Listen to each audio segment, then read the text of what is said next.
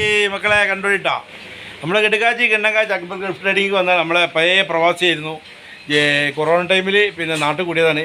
ഇപ്പോൾ ഓട്ടോറിക്ഷയിൽ നടക്കുന്നത്. അതേപോലെ ഫിഷിംഗ് ആണ് അല്ലേ, മെയിൻ പരിപാടി എന്തായാലും ഫിഷിംഗ് ആണ്. കടലിൽ പോവുക, വല വീശുക, മീനിനെ പിടിക്കുക, എന്നിട്ട് പിന്നെ ചൂണ്ടിടുക, പിന്നെ അവിടെ ഇവിടെ കൊണ്ടുപോയിട്ട് വിൽക്കുക അല്ലേ.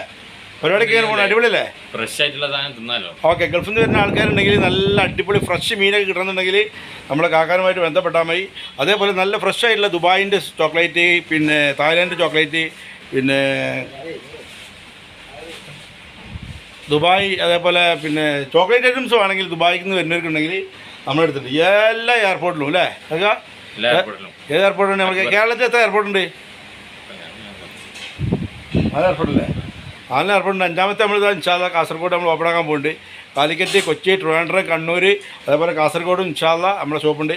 അപ്പോൾ എല്ലാ ഗൾഫ് പ്രവാസികൾക്കും ചോക്ലേറ്റ്, ഗൾഫിൻ്റെ ചോക്ലേറ്റ് നിങ്ങളെ മക്കൾക്ക് വേണം, നമ്മൾ എടുത്ത് വന്നോളി, കൊണ്ടേക്കോളി, വെട്ടി കെട്ടിക്കോളി. ഇടുകാച്ചി കണ്ണങ്കാച്ചി അക്ബർ. അതെ, നിങ്ങൾക്ക് എന്താ 2 വാക്ക് സംസാരിക്കല്ലേ?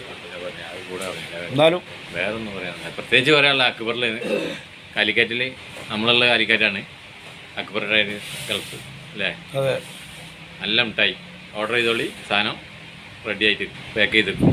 ഓക്കെ, ഇതാ എയർപോർട്ടിൽ നിന്ന് ഇതേപോലെ തല കാണാൻ എനിക്ക് അവിടെ നിർത്തുക, വെട്ടിട്ടുക, ഇതേപോലെ പെട്ടി സെറ്റാക്കി തരും. ഇതാ കണ്ടില്ലേ? അതാ ഇതേപോലെ സെറ്റാക്കി കൊടുക്കുമ്പോൾ ഗൾഫിൽ നിന്ന് ഓർഡർ ചെയ്താൽ മതി. ഓക്കെ, ബായ്, അസ്സലാമു അലൈക്കും.